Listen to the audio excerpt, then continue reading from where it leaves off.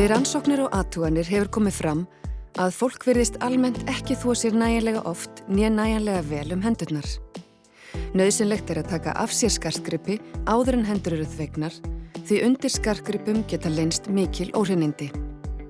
Með því að þvo okkur vel hendurnar með vatni og sápu í að minnstakosti 20 sekúndur drögum við úr líkum á að smitast af ýmsum sýkingum. Pössum að ekkert svæði verði útundan, til dæmis á milli fingra, fingurgómar og neglur.